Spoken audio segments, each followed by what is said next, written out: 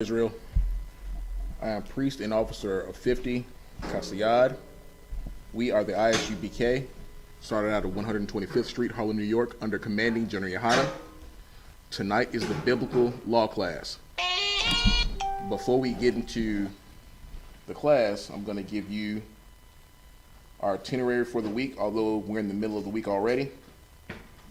Monday is our biblical history class. Tuesday is our brotherhood class. Wednesday, which is tonight, is our biblical law class. Thursday is our scripture breakdown class. Friday is our Lashawan Quadash class, which is our original language, which we break down in Hebrew and in Assyrian. And then Saturday we have our Sabbath class, which is from 12 to 1. There's someone at the school basically 7 days a week, so we encourage you to come. Those of you who are on the phone and those of you who are watching the class, there's nothing like being here within this brotherhood and the sisterhood that we have here in the UPK.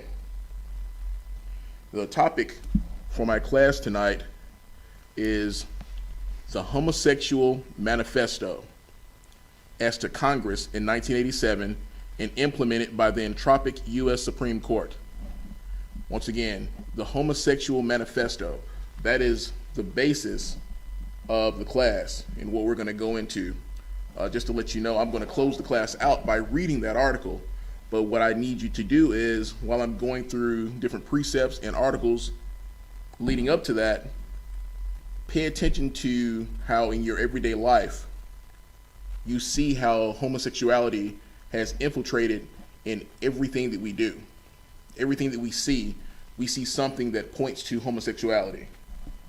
I'm going to show you the power that these wicked people, these abominable people have, and what they do to implement that into the lives of Israel, because it's an attack on Israel is what it is.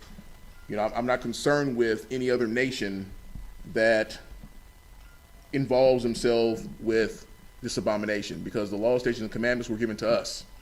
We were told not to do any of those things. But you're going to see how we've been affected, how we have followed our oppressor, how we have followed the heathen into doing these things that by his nature he does. He was born to do the things that he does. Being homosexual is not our culture. Being homosexual is not anything that we do or that we're supposed to be doing. It's a learned behavior. Unbeknownst to anyone else, for people who think that it's not, you aren't born a homosexual. That's right. So with that, we're going to go into some things tonight. But before I start, is anyone on the phone who have any comments to make about this topic?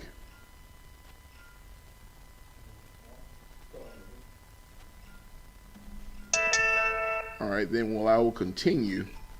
Let me make some adjustments here. I don't want you hearing on my phone going off like it did last night. And if you were watching the class last night, this is basically like a sort of a continuation, because powerful priest and prophet Yahanna, he went in, he dismantled the debauchery of this abominable rapper Lil Nas X. His real name Montero Lamar Hill, out of Lithia Springs, Georgia. So yeah, he's from here. But Yahanna broke it down and let you see that he was a liar. Let you see that a man can't be pregnant. But you see that it's an abomination for us to operate in the things that he's operating in by having sodomite sex, not love, but sodomite sex with another man. He broke that down last night, and I'm going to continue in this topic because, he's from Atlanta and people need to see and understand what's going on, because we understand that Atlanta is a hotbed for homosexuality. But as I go through my class, you're going to see where Atlanta it's not the gay capital per se, but with the number of people here, it's not the biggest city. So per person, there is a lot of homosexuality, but you also have a lot of, I guess they call them down low men, who claim to, they're with a woman, but they still like taking rod in their behind. That filth. I will never understand it, Most High in Christ, for that. But hopefully they will repent and come out of that abomination. And if they don't, well, I can't even say Lord be with you, because you will be destroyed for what you're doing. And I'm going to be happy for that if you don't stop. So tonight we're going to go on a short journey of how a plan to form an abomination, or force, so like not form, but force an abomination on the children of Israel, and how it has infiltrated every aspect of our lives. And as I said, this abomination that I'm speaking of is homosexuality. And if you would, someone on the phone, get me the book of Leviticus, chapter 18, verse 22. The book of Leviticus 18 and 22, if you would, Baba Kasha.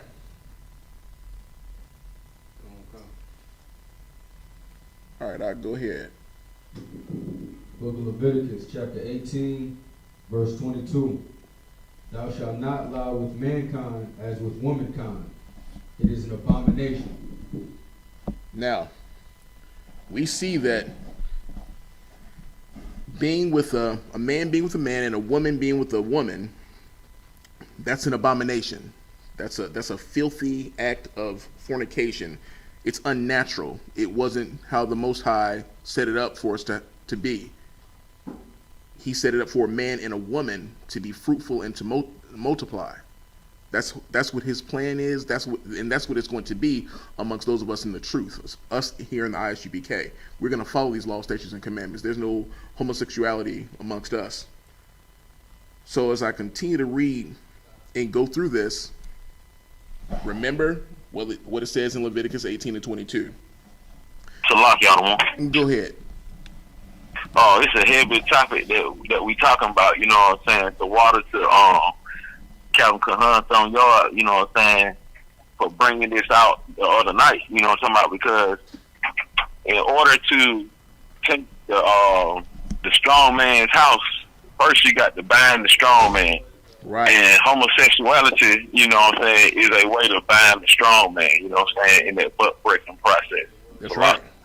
That's right. You're exactly right. And what they have done is they have definitely come into the house and removed the strong man. Not in the I.S.U.P.K. Let me add. And as you were saying, definitely the water to Saran Kahan Thamyad for putting out that order for us to go in on this, because we need to. You know, if you look around you, you see that homosexuality is something that is becoming much more prevalent. It's becoming much more, I guess, well known and seen. People aren't afraid to be bold with their homosexuality. Now, although they'll make it seem as though, hey, it's difficult for people to come out, and they try to act like they're struggling and they're wanting to kill themselves, that's a lie. It's not difficult for them to come out because they're embraced by the entire world. The world loves them. So when they come out, the world embraces them coming out, saying that, yes, I'm living my truth. This is who I am. I was born this way. Whatever little quotes that they use when it comes to homosexuality, they are embraced by the homosexual Christians. They are embraced by the gay mafia. They're embraced by the LGBTQ. So when I say gay mafia, that the queer mob, just know that I'm talking about the LGBTQ. Know that I'm talking about the Christian church. That's what I'm talking about. They're embraced by that. They make it seem like it's a good thing that they come out. But then on the other spectrum of it, to play the victim part of it, they'll say that they're killing themselves. No, that's the demon that's doing that. That's the demon that's in you because of all the confusion and the chaos that is going on with you. And when that demon is done with you, then you go ahead and you take your life. And that's what you do. And Most High in Christ. Because you're going to know by the end of this class why you're destroyed by operating in this filth. Like I said last night, Priest and Prophet Officer Yahanna did an excellent class on going in on Lil Nas X from the comment that he made of this gay shit was fun at first, but I miss pussy now. End quote. That's what he said. Obviously, he was joking in a sense, but he said it. And from that, it flooded the internet. Basically, he was trolling people. But we understand that what he is doing is he's trying to mock the Most High, and he will not be mocked. Lil Nas X definitely has something coming for him if he doesn't come out of what it is that he's doing. So, with that, I'm going to go ahead and start going into some of the topic and breaking down some things to you so that you can understand, like breaking it down to powder so you can see how foul it is to be involved in this homosexual act.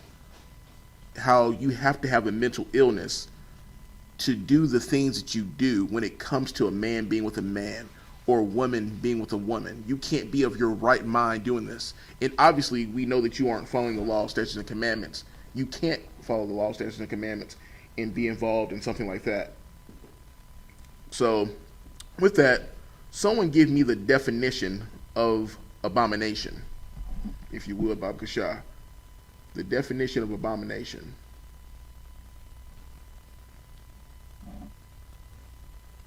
Like I say. Go ahead, sis. It is a thing that causes disgust or hatred. It can be an atrocity, a disgrace, or a horror. Right. Things that causes disgust or hatred. The Most High is disgusted, and he hates this act. He hates it. It's a sin. It's an abomination to him. And guess what? Since the Most High hates it, I hate it. I know all the men and women in the I.S.U.P.K hate it. Because what it does is, essentially, if you're operating in this act, what you're doing is you're stunting the growth of Israel. You can't make more warriors. You can't make more princesses if you're operating in homosexuality. They've already fine-tuned us by using their tactics of abortion with our Black, Hispanic, and Native Indian sisters by forcing, well, not even forcing them, but coercing them into getting abortion, which is killing us. That's killing our children. It's killing the men, or it's killing the boys, and it's killing the girls. Now, you also want to kill us. You want to destroy us by pushing your agenda of homosexuality on us. So on both ends of that, death is the only end for it. Death is the only outcome. So as you can see, it's destruction towards Israel. It's an attack on Israel. If you would, Juba Kawan, give me Exodus 15 and 9, Baba Kasha. Book of Exodus 15 and 9. The book of Exodus, chapter 15, verse 9. The enemy said, I will pursue, I will overtake, I will divide the spoil. My lust shall be satisfied upon them. I will draw my sword, my hand shall destroy them. That's heavy right there. That's heavy, and that's what they're doing. The enemy has definitely infiltrated us, and he's using many different tactics to destroy us. And he's gotten it to the point to where it isn't always where he has to do something physical. He doesn't always have to shoot us.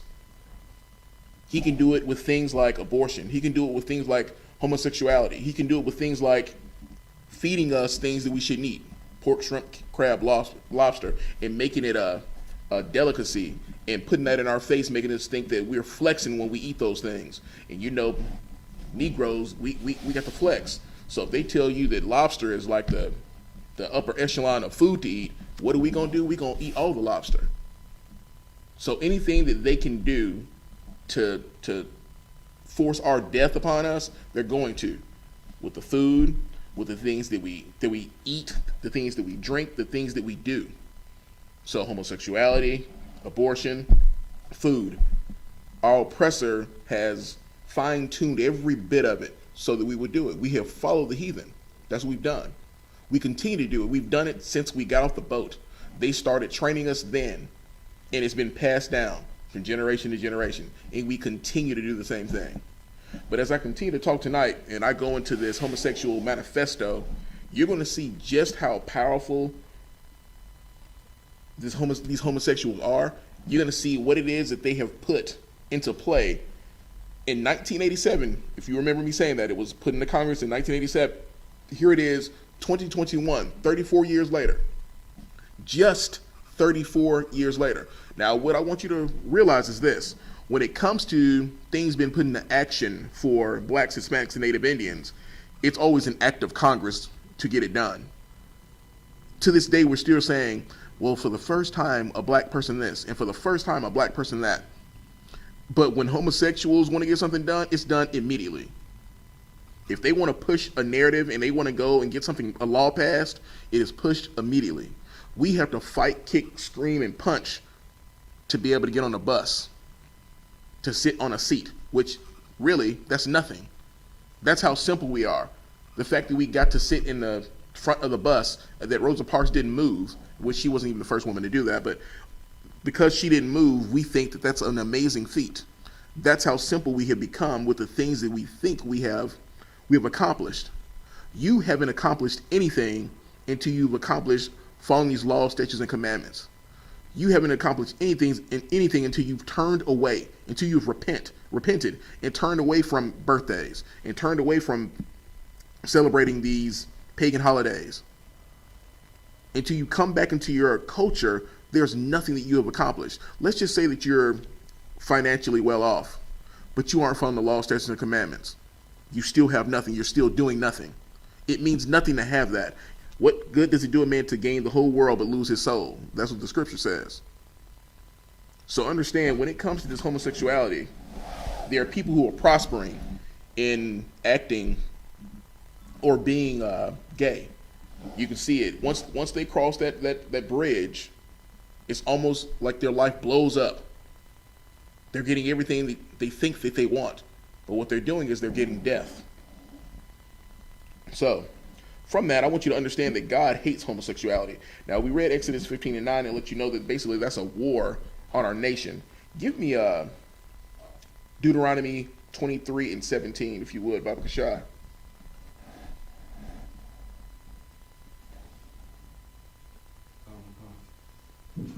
The book of Deuteronomy, chapter 23, verse 17. There shall be no whore of the daughters of Israel, nor a sodomite of the sons of Israel.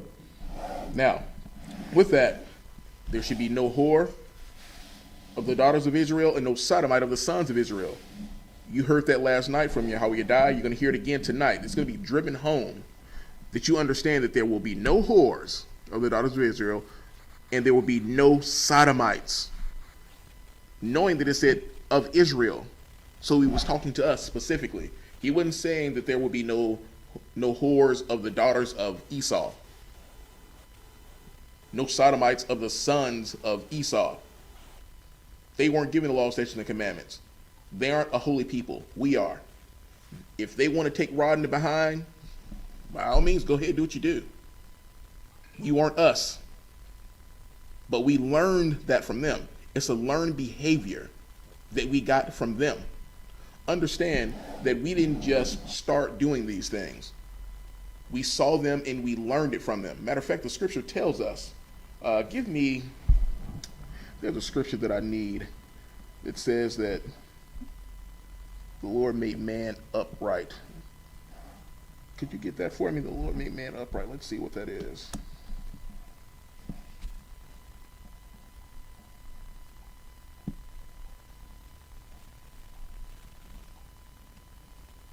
Let's see.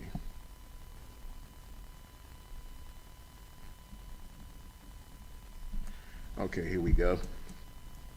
That's in Ecclesiastes 7:29. I'll go ahead and read it. It says, "Lo, this only have I found, that God hath made man upright, but they have sought out many inventions. Understanding he made us upright. He didn't make us homosexuals, but we sought out many inventions. You see, what we did was we went and sought out the things of our oppressor. We sought out the things of this heathen nation. So we started doing those things. We thought that was the way to go, but he told us he made man upright. So stop letting your pastors tell you that you were born this way, but you can be born again. That's what he says. You were born this way, but you can be born again. They're telling you a lie is what they're telling you, because you weren't born that way. If you were born that way, that makes you feel like, well, that's the only time you'll say, well, God doesn't make a mistake, because you think you were born that way, but the Most High would not do that. That's not how that goes down. You're making a choice. Now, of course, there are things that lead to that. There could be something that could have happened to you, whether you were molested or raped. There are many things that can lead to this action. But were you born like that? Lie. No. You were not born that way. So as I continue, you're going to understand how that's an attack and how that backs up what we're going to be talking about tonight. I'm going to go into our topic a little bit more and break down some of the article. And I want you to understand the power that this gay mafia has. I want you to keep in mind everything that we discuss when it comes to entertainment. I'm going to show you how in your everyday life you see something gay. So you look at the movies, you look at sports, you look at music, or you listen to music. And in all those different areas of entertainment, the homosexual mafia has infiltrated it in some way. And it may be subtle, but they're going to make sure that they are represented. And what you need to understand is this. When it comes to them being represented, more so now than what it was in the last 10, 15, 20 years, you're going to see them in everything. Now, when you think about representation of a certain people group, let's just say you look at people who are mentally challenged or intellectually challenged, where they call them retarded. And I'm trying to use the PC term for that, or intellectually challenged, so that, if you will. People who have learning disabilities, or people who may be amputees, something that causes them to be or to have a disability. You don't always see them represented in TV or in sports. Now you have the Special Olympics, things like that. They'll make something, but you don't always see it thrown in your face. Not that being mentally ill is something that I'm looking at people like, oh, you're bad. But what I'm saying is the representation of it. The representation of the homosexual community is going to be pushed in your face. They're going to make sure that you see who they are.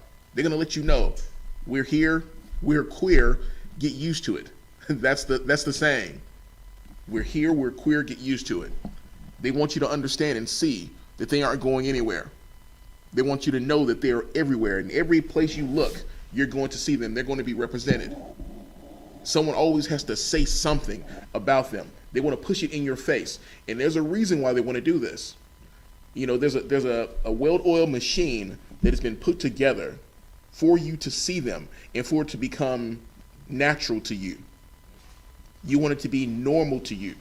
For example, when you look at a lot of these families out here that are homosexual families who go and adopt children, a lot of times you'll see, and it's like it's a cool thing to do now, where you'll see gay couples, especially Edomite men that are gay, go and adopt black children, be it a woman, or be it a little girl or boy.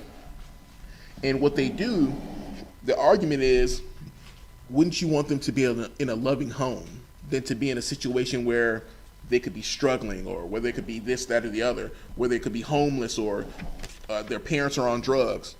But what they're not understanding is that when that child is adopted into that family, that right there that's judgment right there. That child was reincarnated and came back and was adopted by a homosexual family. I mean, I don't know about you, but that's some foul shit right there. Excuse my language. I wouldn't want to be adopted into a homosexual family, because what that then does is it creates a thought process for you to believe that, okay, well, I have two dads, and that that's okay. And once you believe that that's okay, it's harder then to break away from it when someone tries to teach you the truth. So not only are you adopted by a gay Edomite family, but it also shows you, it also makes it where it's much more difficult to see that the white man is the devil that the Bible speaks of, because your two daddies happen to be white. So it's a thought process that starts to happen. It's a stronghold that's on you that it's hard for you to break. That's judgment right there. You're stuck in that. How much more difficult would it be to come into the truth if your parents are white and they're gay? So you're going to love your oppressor and you're going to love homosexuality. Understand there's a lot of things at play here. There's a lot of spiritual warfare at play here that you have to be able to look at and decipher and break down and see exactly how intricate the things are that they do. And that's to Israel. Once again, that's to Israel. I could care less who's adopting who amongst the heathen nations. Go ahead, Ak. Go ahead, Ak. I got a quick question, if I may. Absolutely. You the document you're referring to, you said it's called the what now? The Homosexual Manifesto. Okay, and was it filed in the Supreme Court of the United States? Absolutely. It was filed in the Supreme Court of the United States in 1987. Indeed. One more question. I think I got it on PDF. Did you want me to read for you? I don't want. Actually, you know what? Yes. When we get to it, I definitely will get you to read that for me. Absolutely. Once I get to that, because basically what I'm doing here is showing all the things that are happening today, and then you're going to see that what was put in that manifesto has come to pass today. You're going to see that in 34 short years that the gay mob has come in, infiltrated into the, matter of fact, they didn't have to infiltrate into the government because they were there. They've been there. They were just hiding in plain sight.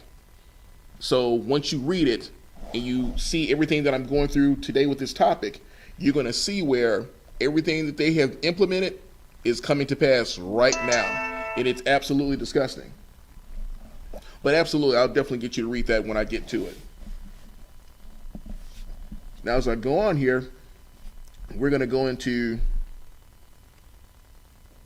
some of the different articles that I pulled up to show you the different organizations that have been created amongst the black community. And when I say that it's war on us, it's because whenever we try to come up with something that's going to be for the betterment of our people, it's extremely hard to get it to pass. But when we come up with things that are set up to destroy us, you get all the funding, all the things that you need so that you can do what it is that you need to do. With that, you're going to see that we have all these different alliances and organizations that are supported by homosexual, I guess you can say people, or companies, foundations, if you will, that push the narrative that it's okay to be gay, especially if you're black, because they don't have to push that agenda on the oppressor. That's who they are. They push that on us because they know who we are. Ultimately, they know who we are.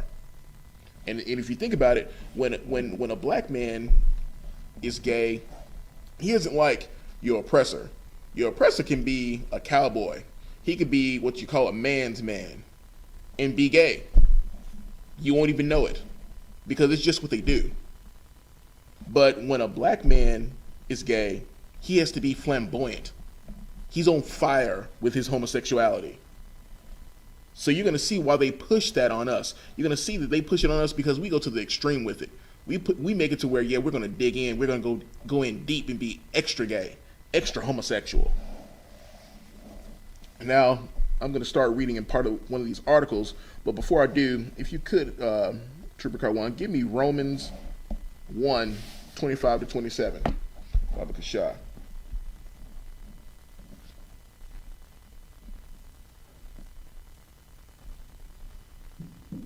Book of Romans, chapter 1, verse 25.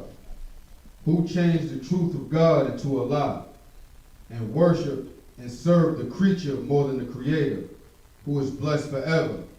Amen. Right. Now, what I want you to understand is that first verse saying, who changed the truth of God into a lie? If you didn't know, you're going to find out and understand as I read these articles and break them down with the scriptures. You're going to see who changed the truth of God into a lie. You're going to understand that. Let's see here if I can pull this up. Okay, here's the first article here. In this first article, it's called "A Black Man Wearing a Gown is No Threat to Black Masculinity." And the people who put this article out is called Queerty. Now, this happened March 17th of 2019. It's continued to happen for every Oscar award show that has come out since then. And the man that I'm talking about is Billy Porter. You probably recognize the fact that he wore a tuxedo type dress. But I'm going to show you the agenda and the things that they say. I'm going to show you what it is that they talk about, and you're going to start to understand who changed the truth of God into a lie to act as though the Most High has changed.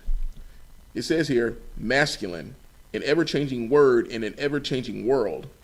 As evolution and revolution challenge centuries of oppressive macho aspirations, some of us finally are redefining what it is to take or to be a man. It says, who wears the pants in the relationship? This is the question that is being asked. In an increasingly antiquated, chest-thumping relic from a bygone era of red-blooded heterosexual manhood, it's been perfectly acceptable for women to wear trousers, and at home for decades. And nowadays, men, both gay and straight, no longer have to wait to do that. They can do it if they want to. So what this is saying here is that basically men have always wanted to do this. Now they can do it openly, and it's no big deal. That's what they're trying to put out there. It says here, that includes black men. The very next sentence says, that includes black men. High-profile ones like rapper Young Thug, celebrity offspring Jaden Smith, singer, actor, pole star Billy Porter have been bending gender by slipping into something more comfortable than pants because, well, they can look just as good in a dress. This is what this article is saying. The key thing in that, it says that includes black men. So they're singling out black men to let you know it's okay if you want to do this. Notice they didn't say anything about white men. That's who they are. It doesn't have to be implied, but it's saying here, this includes black men. Now, I don't know about you. No, I do know about you. If you're in this class, if you're on this phone, we haven't been waiting to put on a dress. That's not some crap that we think about doing. That's nothing that's on our mind. But if you're out there in the world and you're doing all manner of wickedness, then who knows what you might be into. If you're out there smoking dope, snorting coke, whatever it is that you do, there's no telling what you have dabbled in or what you thought about doing, or especially if you're around particular people. One of the things that you'll do is be influenced by this garbage, and you'll go the way of the heathen. The only way to not do that is to come into this truth. Now I'm going to continue to read in this article. It says, reactions have been mixed. Last year, Young Thug earned the ridicule of Nicki Minaj in her song Black Barbie, and when Porter wore a black tuxedo gown to the 2019 Academy Awards in February, social media applauded and gasped at the same time. Now, it says here the gasps weren't just about the LGBTQ-ness of it all. Some took offense to a black man, especially an openly gay one, daring to do such a conventionally unmasculine thing on an iconic and very public red carpet. Well, of course, because he's bold in his sin. He's showing you that he thinks that what is evil is good, and what is good is evil, obviously. This is what he wants you to see. Now, as it continues, it says here, Jada Pinkett Smith, wife of Will and mother of Jaden, publicly praised Porter's sartorial choice that thanked him for saving Black History Month. Now, this came out of Jada Pinkett Smith's mouth. Jada Pinkett Smith supported Billy Porter for coming out wearing a dress and said that he saved Black History Month. Number one, Black History Month has nothing to do with black people. That's something that they threw to us and said, here you go. You can't give us a month. Understand that? Now I won't go deep into that part of it, but the fact that it was Jada Pinkett Smith who had the nerve to speak and support it and act as though what she's saying means something. But I want you to get this. Jada Pinkett Smith is a part of, those, I guess you can say those gatekeepers. We understand when we talk about the gatekeepers, the people who are the celebrities, but not just them. You have your pastors, of course, your black political people, but also your celebrities, your people of high statute that are black. Basically, what they do is they have a little bit of money. She is one of those people who I would say is at the gate. Will Smith, people like that who are letting the gates languish, if you will. So understand that if wearing a dress is okay for black men, and we're doing it, that their plan is working. If you would, give me Trooper Carwan, give me the book of Deuteronomy, chapter 22, verse 5. We're gonna see tonight exactly what they've been doing. The book of Deuteronomy, chapter 22 and 5. The book of Deuteronomy, chapter 22, verse 5. The woman shall not wear that which pertaineth unto a man, neither shall a man put on a woman's garment. For all that do so are abomination unto the Lord thy God. Once again, it's letting you know that a man should not wear what a woman wears, a woman should not wear what a man wears. And anyone that does so is an abomination unto the Lord thy God. So when I'm talking about pants, don't get it twisted. I'm not talking about a woman wearing women's pants.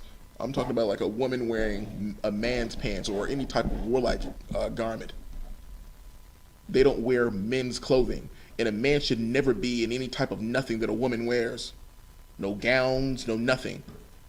Panties, nothing. Nothing that a woman wears should a man wear. And it says that clearly in Deuteronomy 22 and 5. That is a law. That is something that we are supposed to adhere to. So understand that. Get me the book of Jeremiah, chapter 14, verse 2. The book of Jeremiah, chapter 14, verse 2. We're going to understand a little bit about Jada and Billy Porter. Con. The book of Jeremiah. The book of Jeremiah, chapter 14, verse 2. Judah mourneth, and the gates thereof languish. They are black unto the ground, and the cry of Jerusalem is gone up. Now, we know that gate, as I said earlier, is the people of influence. So we're focusing here on Jada Pinkett and her supporting Billy Porter goes back to the scripture where it says that there should be no whores of the daughters of Israel, nor any sodomites of the sons of Israel. Jada Pinkett is a whore. Billy Porter is a sodomite. They're both of Israel, and one is supporting the other. There's a black woman who's a whore, who's supporting a sodomite, is Billy Porter. So what she says in her response and him thanking him for Black history means absolutely nothing, because what she's doing is going against the Most High with the very thing that she's doing by supporting Billy Porter, who's wearing a dress, who's also sodomite. This right here is in your entertainment field. This is what you're seeing in your movies. Everything that we aren't supposed to be, that's how we're portrayed in your movies. Now, remember, I said to you in the beginning, keep in mind what we do as far as entertainment. When it comes to sports, when it comes to movies, when it comes to the things that we indulge in for pleasure, how homosexuality has been infiltrated into it. How it's a methodical thing that has been done to make us accept homosexuality. I'm going to continue to read. Let me see, we went to 23 and 17 of breaking down there will be no whores of the sons of the daughters of Israel, and no sodomites of the sons of Israel. And with that, I want to thank Captain Kahan Yad, because there's something he always says when he puts out these type of articles. He says, "Thank you, Dr. Martin Luther King," because he was one of those black gatekeepers. And what he did was he opened the door for a lot of this. He basically gave the keys to Esau and said, "Here you go. Destroy my people. I'm going to lead you to them. I'm going to lead my people into this burning house," because that's exactly what it is. It's a burning house, and this place is definitely going to burn. You better believe that. It's not going to be by water.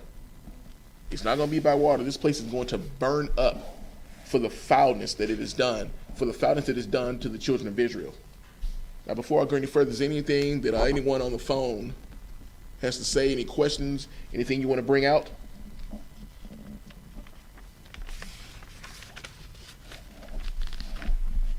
All right, I will continue. Trooper Carwine, you have anything? Excellent. Now, as I continue, and we go into the attack on our children, the attack also happens in our schools.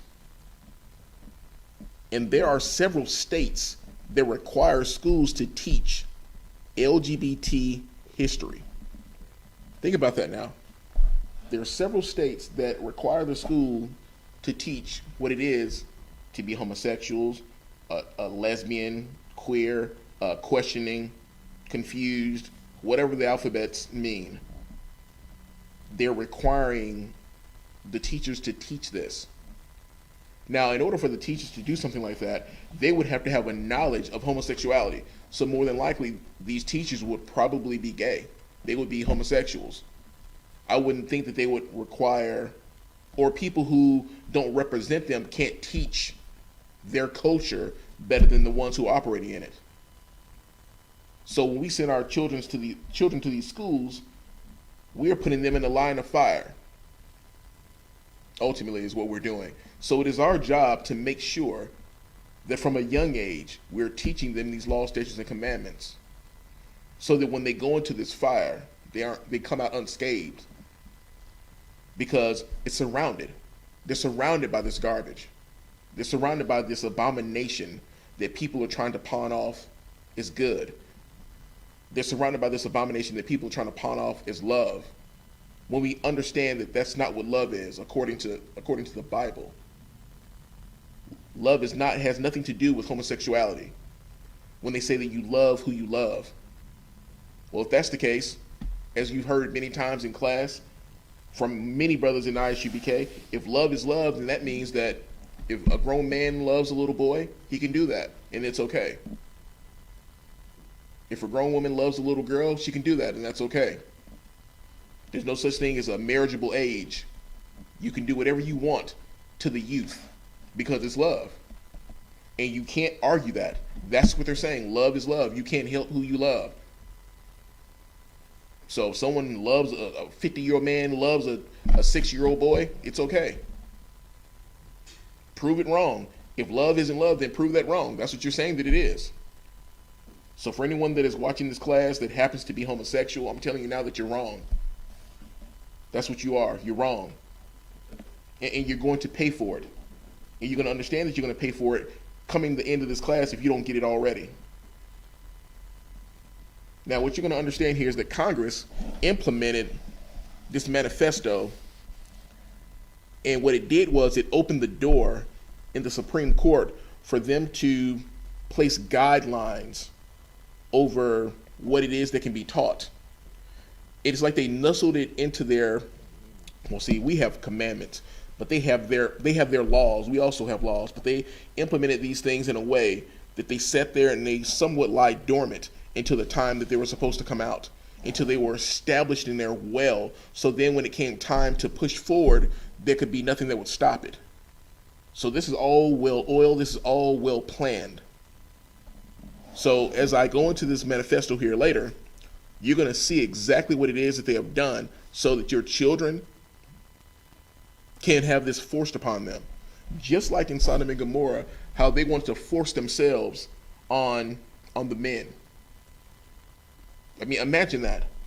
Imagine these men roaming the street wanting to rape other men in their homosexual lust, forcing themselves on other men. That's what they're doing now. They're trying to rape our men. They're trying to rape our sons and daughters by forcing this belief, forcing homosexuality on them, forcing the LGBT garbage on them. Now, quickly, they'll say to religious folks, hey, don't force that on me. Now, of course, in the I.S.U.P.K, we aren't religious. This is a lifestyle. This is our heritage. This is who we are. It's not a religion. But when it comes to the Christian community and all them, whenever they speak, they say, well, don't force that on us. They're having their own little internal war, not understanding that the Christians are just as gay as they are. The LGBTQ and Christianity go hand in hand. They all celebrate the same thing. They all do the same thing. They just mask it and portray it differently. But all of them are gay. All of them are gay. Understand what I'm saying when I say that. They all have the foundation of homosexuality. If you look at the homosexual God, they have a Bible called the Queen James version of the Bible. It's called the Queen James. But now look at their God. Go ahead. Would you ever say? No, I just didn't go ahead. Okay. Yeah, the Queen James Bible. Then you go and you look at who their God is. Caesar Borgia. This was a homosexual man. So you see, their God is gay. Their religion is homosexuality. Because the foundation of what they believe is of a gay white man. Caesar Borgia. Do the research. Not only was he gay, I believe he slept with his sister as well. So there's incest. So see, that's wrapped all up in the homosexual agenda. That's what they want to do because it's all about sex. They can't tell you that it's anything outside of sex because all it is about sex. That's all being gay is.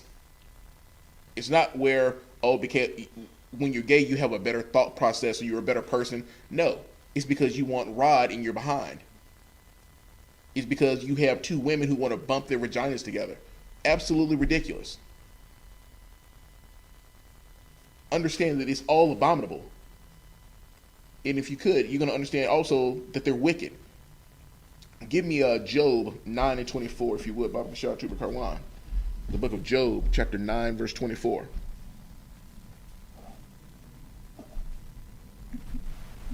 Now, I hope that what I'm bringing out, you're getting something from, that you're understanding what it is that I'm telling you, showing you the power, so to speak, that these homosexuals have. I'm not getting a whole lot of feedback from y'all on the phone. Understand that this is a group thing. You're on the phone and you're in class. Now, of course, if I'm bringing it out and you're just listening because you're learning, then Most High in Christ. But don't be afraid to speak. If you have something you want to bring out, bring it out. If not, I'll continue to break this down to you so you can see just how methodical these homosexuals are. Go ahead. The book of Job, chapter 9, verse 24. The earth is given into the hand of the wicked. He covered the faces of the judges thereof. If not, where and who is it? Right, well, we know that verse. We know that. The land has been given into the hand of the wicked. We know who runs this land. And not only are they wicked, they're wicked and they're homosexual. Understand that. These are your oppressors that I'm talking about. Who changed the faces of the judges? Well, we know your oppressor did. Who was one of the judges that they changed the face of? Yahushua, who's a black man. They changed it to a gay white man. So understand that it all leads back to something homosexual. It's who they are from birth. It's in their nature. As a matter of fact, give me Hebrews 12 and 16, Baba Shah. The book of Hebrews, chapter 12, verse 16. Come. The book of Hebrews, chapter 12, verse 16. Lest there be any fornicator or profane person as Esau, who for one morsel of meat sold his birthright. Lest there be any fornicator or profane person as Esau. We understand that when we're talking about fornicating, we're talking about, I guess you can say, illegal, unlawful sex acts. And that would be, one of those would be homosexuality. not only or excluding sleeping with animals, bestiality, or sleeping with dead people, which is necrophilia. These are things that your oppressor does. Go ahead, Up. It's a lot of the adultery too. Absolutely. Adultery. That's something that your oppressor does. Because understand that if you aren't in this truth, you don't know this, but black men don't cheat. Black men can't cheat. You understand? Right. Black men cannot cheat. So, with that, understanding that your oppressor is the head honcho of all of this disgusting, repugnant, abominable sex, we're going to continue.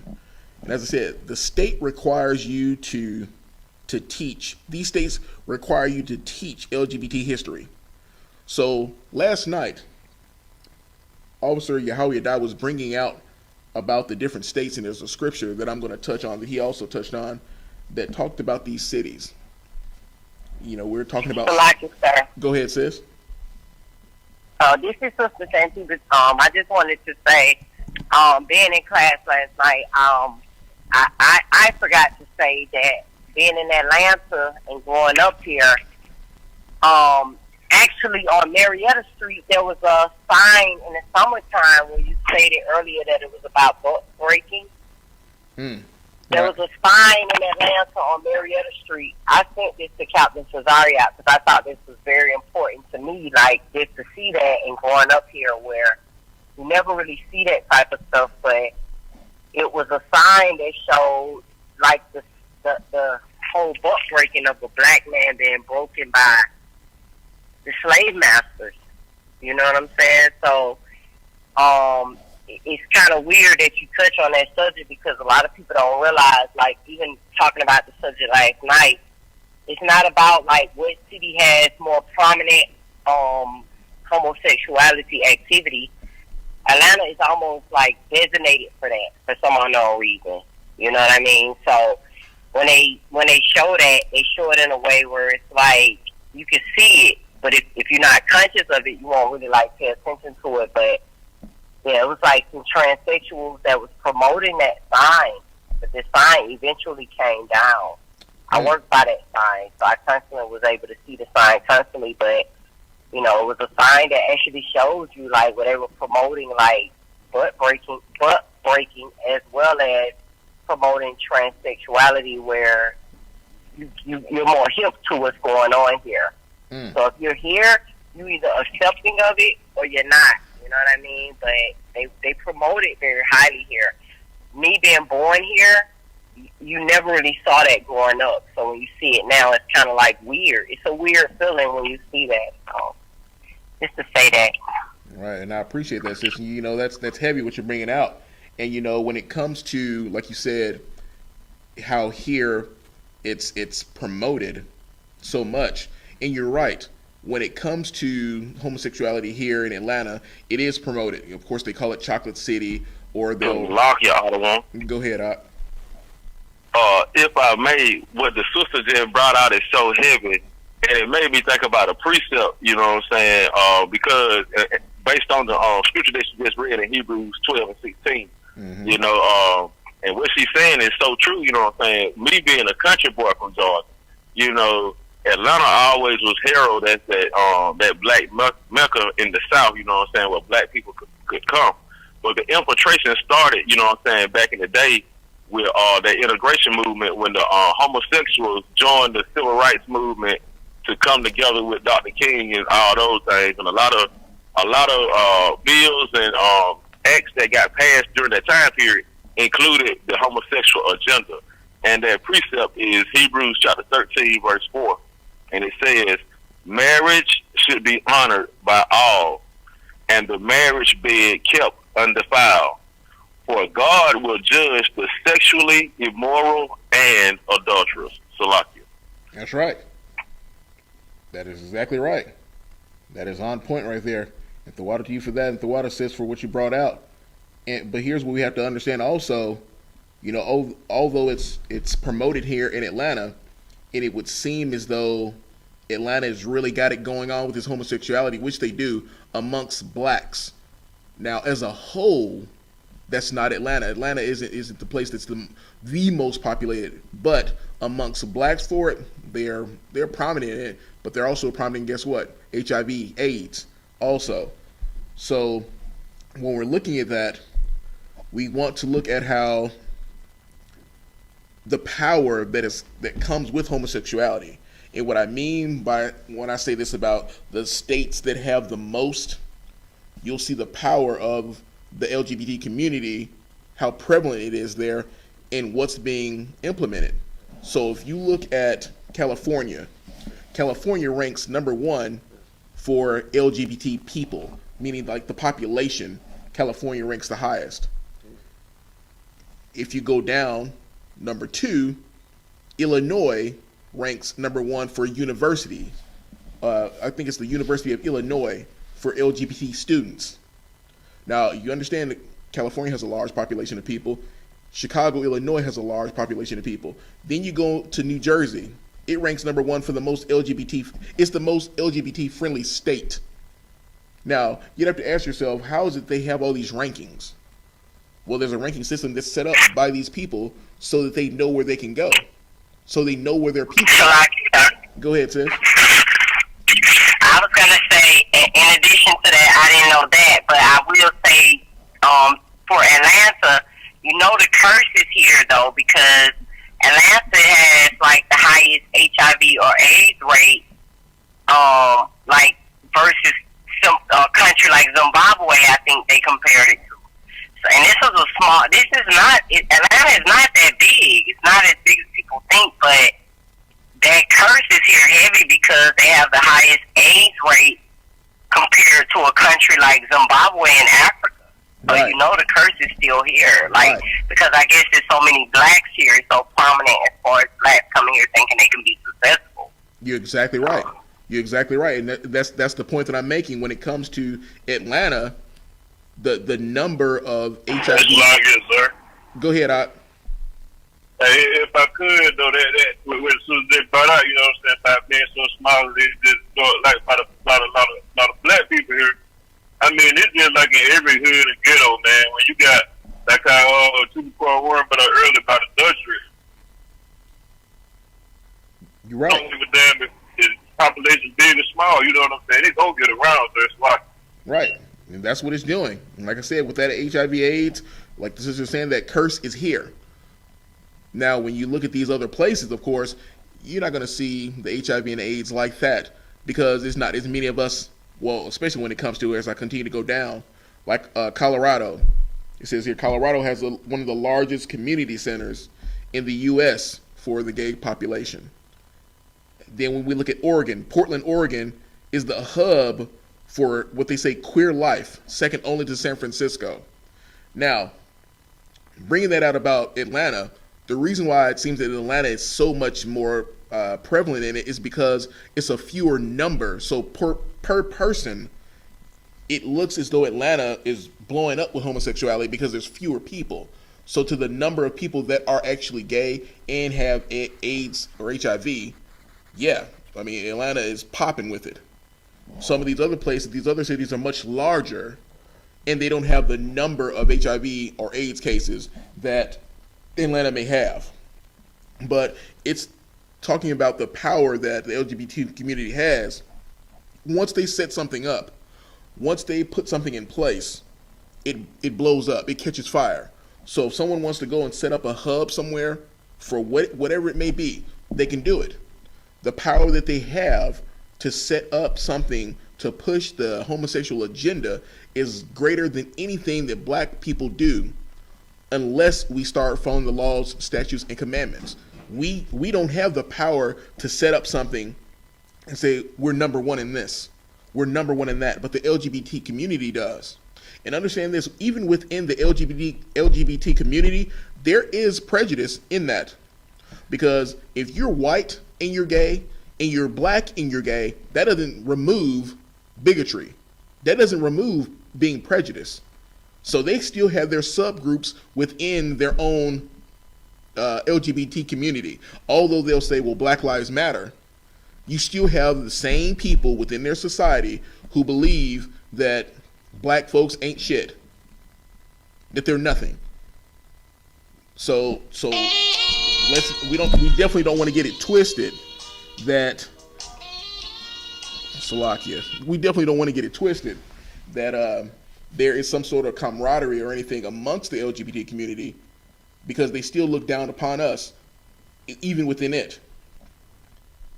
Now, as I continue, I'm going to break down some more to you about the cities. It says here the top 3 cities with the largest LGBT, whatever it is number 1 is New York, number 2 Los Angeles, and number 3 Chicago. And I want you to understand that when it comes to these cities, it makes me think about Sodom and Gomorrah. But I want you to give me Trooper Car 1, give me Jude 1 and 7. Shalak, y'all the one. Go ahead. Man, pull the precept. Absolutely, go ahead. This is the book of 1 Corinthians chapter 6, verse 9. I want to read it in 2 versions because the second version is so heavy. The King James Version says, "Know ye not that the unrighteous shall not inherit the kingdom of God? Right. Be not deceived, neither fornicators, nor idolaters, nor adulterers, nor effeminate, nor abusers of themselves with mankind." And there's another Bible called the Berean Study Bible online. It says, same verse, "Do you know not that the wicked will not inherit the kingdom of God?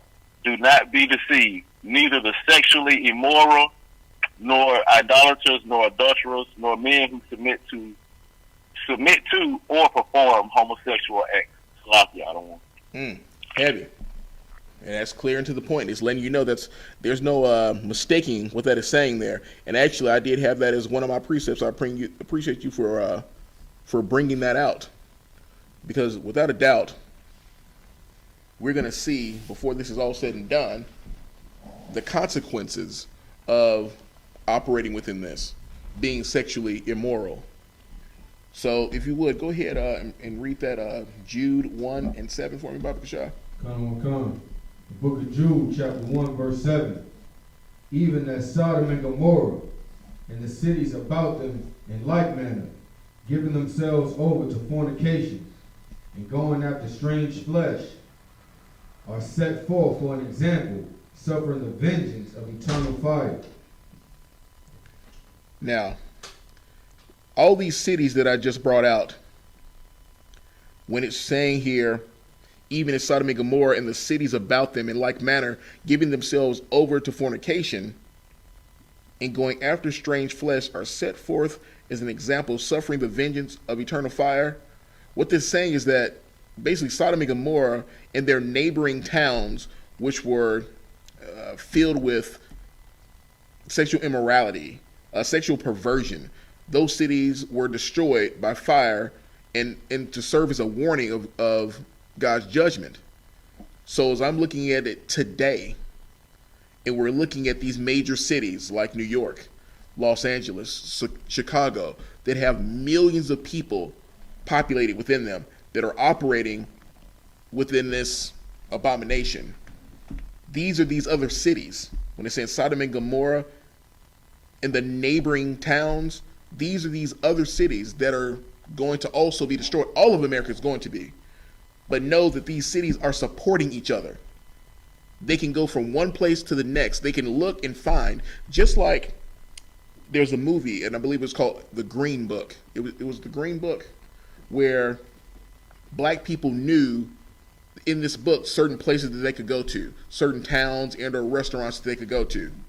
Well, just like within the LGBT community, they also have a network, but their network was much more larger and it's much more larger and sophisticated within their community than it is with that Green Book.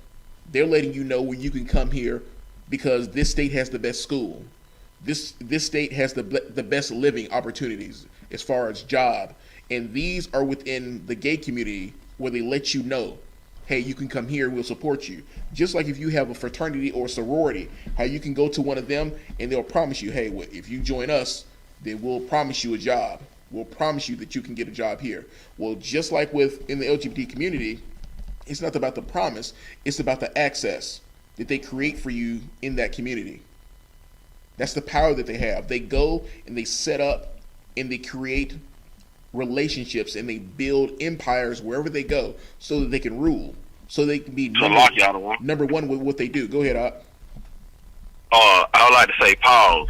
You said require access to other places. And the reason I say pause is because the homosexual lifestyle allows access to a forbidden place. You know what I'm saying? The man ain't supposed to lay with mankind as he does with a womankind. No homo. Indeed. Pause, indeed. It does allow them access, and yes, they do want access to areas that they shouldn't have that access to. That is unnatural. So, like I said, as I was saying, they go and they create places for their people to go to. Now, if you look in every aspect of life, when you see different nations of people, whether it be the Indians or Asians, what have you, and when I say Indian, meaning not meaning Elam, they create jobs, they create opportunities for their people. Then when you look at the gay community, they also do the same thing. They create opportunities for the people who live in their lifestyle. The only people who don't go and set out and set up things like that are blacks, Hispanics, and Native Indians. We don't go and create opportunities for our people. So as I said, the power that they have, that the homosexual community has, is beyond anything that I've seen outside of what we do here in the I.S.U.P.K.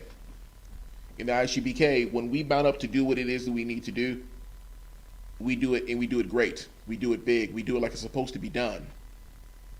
But when you look at our people as a whole, we don't support each other like that. But when you look at their community, they make sure, not only do they build those things, they make it so that you can't say anything to them. Because if you say something to them, they have it set up to where, okay, well, I'm offended at what you're just saying. Are you saying that you're against homosexuality? Are you against what it is that I'm doing? Now, as I continue, I'm going to go ahead and go into some of these athletes. Now, remind you, we talked about the entertainment, where it's sports, looking at, the movies and things of that nature. We're going to go into these black athletes, and I'm going to go into an article here about some of them, and you're going to see just how off we are, but then understand the power that they have. Let's see here just a second. Okay. In this article, it's called "Meet Black Athletes Paving the Way for LGBT Equality." One of these athletes, it says here, is a part of our observance of Black History Month. HRC, which is Human Rights Campaign, celebrates some of the sports stars who have become society's role models.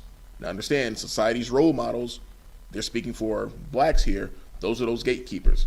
As a part of our observance of Black History Month, HRC celebrates some of the sports stars who have become social role models, exhibiting discipline, courage, and determination that motivates us in our own lives. So they're taking homosexuality and saying that by these people who've come out and been trailblazers in their abomination, that it's promoting courage, determination, and that it motivates us in our own lives. That's a goddamn lie. That has nothing to do with motivating me or anyone in this truth. It says their unapologetic commitment to being out and proud gives much need and visibility to black voices in our LGBTQ community. Now, with that, you can see that what they're saying here is what is evil is good and what is good is evil. This is what they're alluding to by showing you this. Now, as I continue to read, it says HRC is proud to honor these pioneering black athletes fighting for equality both inside and outside the sports arena. So they're fighting for equality of what? Now, you're black. You're not worried about that. You're fighting for the equality to be gay. What is it that you need to be equal with? Because if you're a man and you want to get married, then you find you a woman and you marry her. That's equality. if you are going and you're sleeping, no one's stopping you. Now the Most High is. No one's stopping you from going and giving rod or receiving rod, and you're a man. That's something that you're doing yourself, and you're going to have to pay for that. So what is that you want to be equal with? We're going to look at Jason Collins. He's a retired NBA player who competed professionally for 13 seasons. He has publicly came out as gay in 2013, becoming the first openly gay athlete to play in any of the 4 major U.S. pro sports leagues. It says since Collins has been a vocal advocate for the LGBTQ equality movement, serving as an inspiration for other LGBT athletes and trailblazers who have come out since then. And he's been put into a Hall of Fame. They put him into the Gay and Lesbian Sports Hall of Fame. Now, when I tell you that they have power, we play a sport and play it better than anyone else, and we wait for years and years and years to be put in the Hall of Fame. The gay community creates a Hall of Fame and then puts you in it. Understand that. They created a Hall of Fame and then said, here, Jason Collins, we're going to put you in it. Who is Jason Collins? I don't know about Jason Collins, but what did they do? They created a To lock y'all to one. Go ahead, Art. What you just said is so heavy, you know what I'm saying? Jason Collins, you know what I'm saying, he played center in the NBA for a long time, but he wasn't good at it, you know what I'm saying? Even though he was in the NBA, he's better than most people that try to play basketball because he made it to the NBA. Got to give him props for that. But at the same time, in the NBA, he was not one of the best players. He was a bench warmer. And, you know, during the time of, it was this little college football player that came out as homosexual that was entering the draft. Jason Collins came out not too longer after him saying that he was homosexual, you know what I'm saying? And they don't never get the high profile athletes. They always use the one that's low on the totem pole or low on the totem pole actor, you know what I'm saying, to play these homosexual games, you know what I'm saying? So You're right. So once again, who the hell is Jason Collins? You're right. But it's the fact that what they're doing is they created a lane. They created a lane for him. And these are black athletes who they're calling trailblazers. Now, had he not been gay, you would have never heard of Jason Collins. But because he's gay and he came out, oh, that's courage. That's commendable. Let's go a little step further and go into another sport. Fallon Fox became the first openly transgender athlete in mixed martial arts history in 2013, despite experiencing considerable backlash when she came out. Understand this. Here's what she got the backlash from. Fallon Fox beat the hell out of a woman. You're a man. You're a dude. And you face backlash because you busted this woman's head to the white meat and acted as though you did something. That's why you face backlash. You were a man who beat up a woman, but you're a trailblazer. You deserve to be acknowledged and commended for your bravery. You were brave. if I may. Go ahead, Isaiah. Kind of concert. It's so heavy you bringing out. You know what I mean? I don't know if it's the same person, but I heard there's someone right now in MMA who's a man, playing a woman, and that this person was a seasoned veteran, special forces. Dudes who jumping out of helicopters at midnight and just, that's one of the dudes that killed Bin Laden. Now he's in the ring fighting a woman, full of testosterone. If I may, it just came out that there's a first openly gay Playboy model on the cover of Playboy magazine. I had time to look away. The press is the devil. The Bible speaks of him. Absolutely, and I do believe that right there is a lot y'all. Yeah, hold your peace for a second. I do believe that that's an Edomite who did come out. That is someone different from Fallon Fox. So yes, I guess they're opening the door up for these men who want to be winners to say I'm going to be a woman, come into a sport, beat women up, and feel good about themselves. Go ahead, Ot. Go ahead, Yahweh Yadai. Salaki out on, if I may, what Trooper Azariala just said is so heavy, and it made me think about what happened to R. Kelly the other week. You know what I'm saying? Hugh Hefner has been hoeing out girls, you know what I'm saying, since the 50s. You know what I mean? And R. Kelly had, you know what I'm saying, women who were, you know, basically falling over him. You know what I'm saying? I'm not saying what he did was right or wrong. I don't even care. But at the same token, how the United States of America, how they play super dad to the oppressor, and then they put the foot on the throat of a Negro. You know what I'm saying? It's two Americas. It's always been two Americas. And what Chupa Zariala said about that fighter, you know, that in that same MMA atmosphere, it's been more transgenders that have gone in to fight, and they have broken body parts of women, you know what I'm saying, broken jaws, ribs, legs, arms, everything, you know what I'm saying, just to prove a point, just to say they can beat somebody. Right. You're exactly right. Like I said, they want to go in there and win. They don't want to go against men. They want to go against women. They want to do something to alter themselves. Go ahead, Officer Napash. We said them transgenders MMA fighters. Some of them get beat up by a woman, get knocked out by a woman. I saw a couple of those fights. I'm like, good night. And you know what? If you are a man who is trying to be a woman and you go into the MMA and you get beat up by a woman still, you just destroy it all the way around. Right. It's a wrap for you. It's a wrap. You know, and I'm gonna continue here. The next person that they are commending for their courageousness is Lashaya. What's this?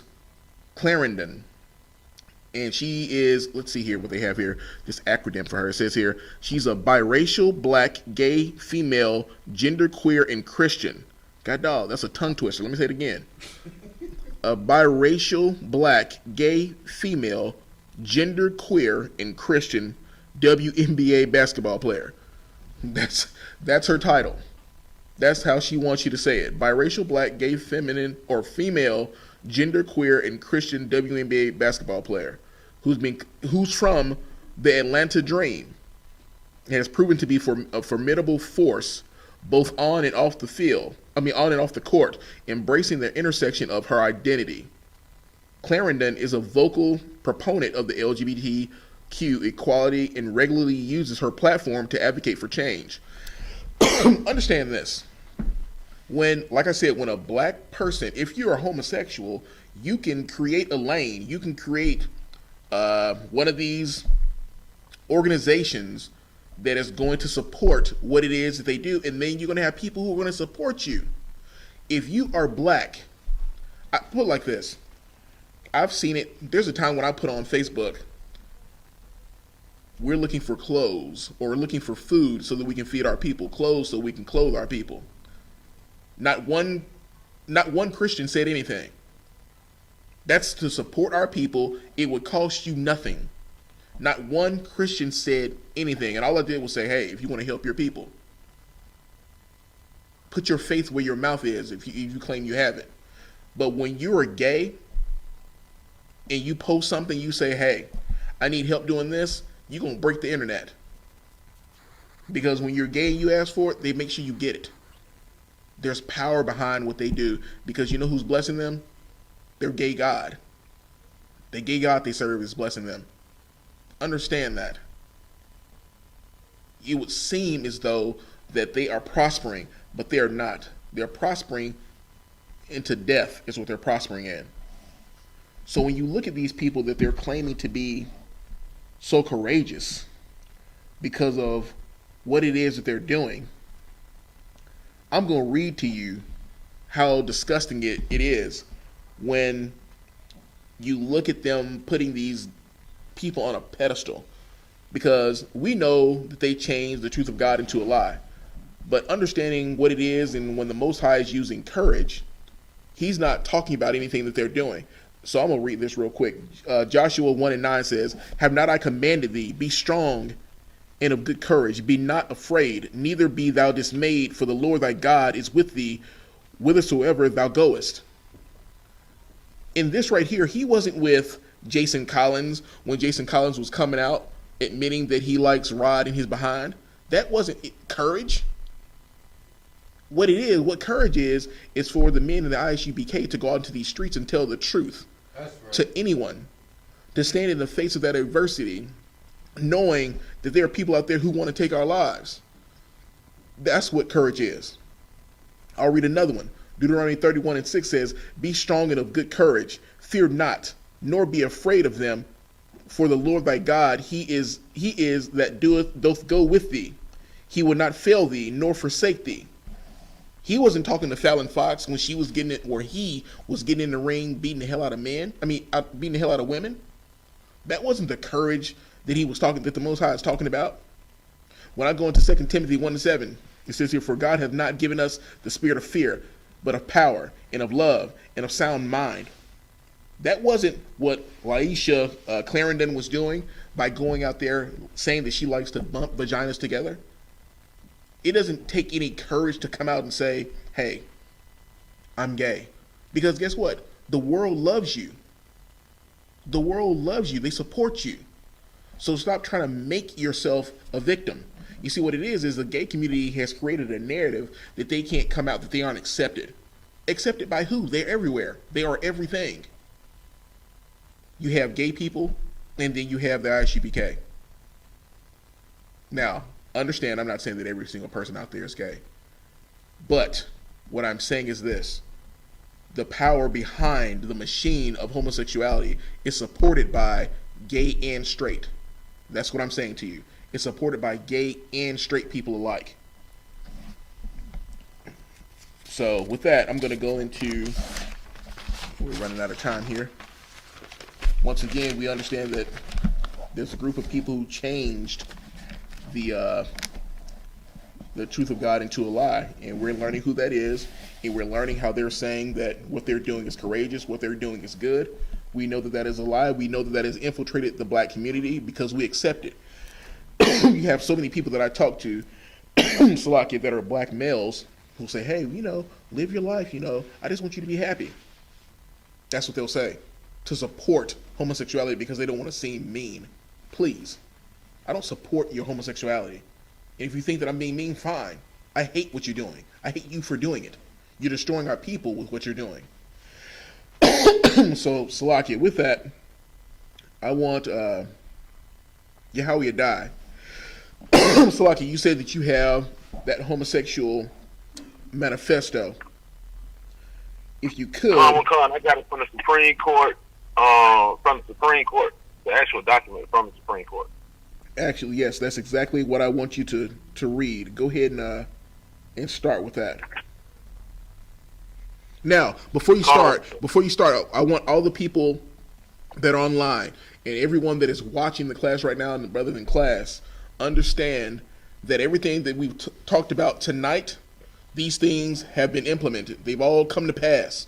And as you hear this gay manifesto being read, you will then know that the power that they have, what they have done to destroy Israel. Because you don't have to convince your oppressor to be gay. They are gay. It don't have to be forced on them. They're forcing it on us. So remember that as Yahweh is reading this article. Go ahead, Ak. Number 02-102 in the Supreme Court of the United States, John Geddes Lawrence v. State of Texas.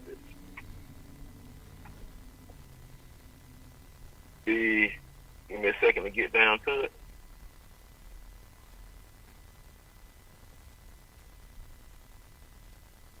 Interests of amicus curiae. Liberty Counsel is a non-profit civil liberties education and legal defense organization. Liberty Counsel has been involved in such matters as Burns versus Burns, where we successfully defended against an attempt to force Georgia to recognize a Vermont civil union as the legal equivalent to a marriage. Lofton versus Kearney, where we filed an amicus brief on behalf of state legislators in support of the Florida statute that prohibits adoption by same-sex couples. Brady v. Dean, where we challenged the Vermont civil union law on procedural grounds, and Rosengarten B. Downs, where we intervened in an effort to prevent Connecticut from recognizing a Vermont civil union. Salakia, can you get to where it says it says documentation of homosexual agenda, the Homosexual Manifesto, the actual article?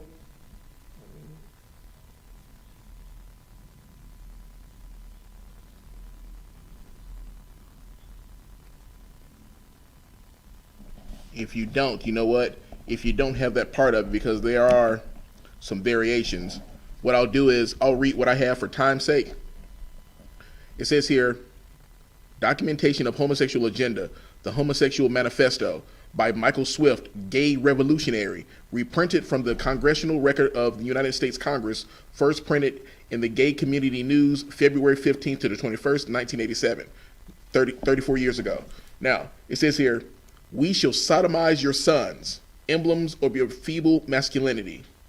Saying that, understand that, it says we shall sodomize your sons, emblems of your feeble masculinity. It says, of your shallow dreams and vulgar lies, we shall seduce them in your schools. Now, they're saying here, we're going to seduce them in your schools. Mind you, this was written in 1987.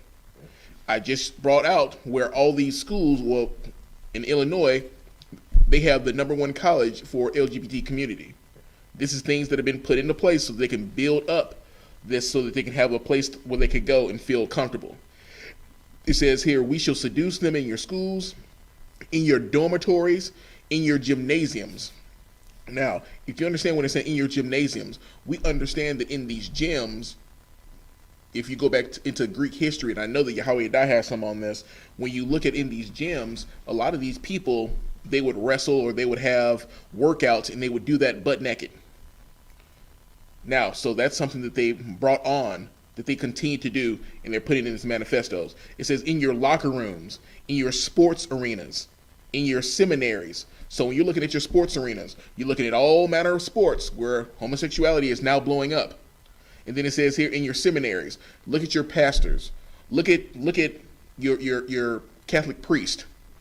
Now, this was written 34 years ago now. Look at the things that it's saying here that is coming to pass now. This was written into Congress now. Now it says here, in your seminaries, in your youth groups, in your movie theaters, or in your movie theater bathrooms, in your army bunkhouses. Look at what's going on in the military. Look at what happens when they say in your bathrooms, meaning if I happen to be transgender and I want to go in this bathroom, that I can. Now, they wrote this 34 years ago. They knew what they were doing. It says in your army bunkhouses, in your truck stops, in your all-male clubs, in your houses of Congress. So they're telling you that we are in your political system. We are in the foundation or the fabric of this country. It says wherever men are with men together, that's what they'll be. It says your sons shall become our minions and do our bidding. They will be recast in our image. They will come to crave and adore us. Now, when they say they will come to crave and adore us, that is us following the way of the heathen. What their meaning is, they pushed it in the movies. They've made the person who is gay the person of reason, or the person who plays the sports when they come out and he's well-spoken and charismatic. They're making it to where the people who are gay are the people who have sense, so that they're appealing, they're charming. So when they're saying that you're going to adore them, that's where they're saying that you're going to adore them. You're going to see them like, wow, they're well-spoken, that this person is attractive, wow, they have reason. Man, let's pay attention to what they're saying. And they said that this is what we'll do, and they push that on us in everything that we see. It says here, they will come to crave and adore us. Women, you will cry for freedom. Listen to this now. It says, you say you are no longer satisfied with men. They make us unhappy. So what happens?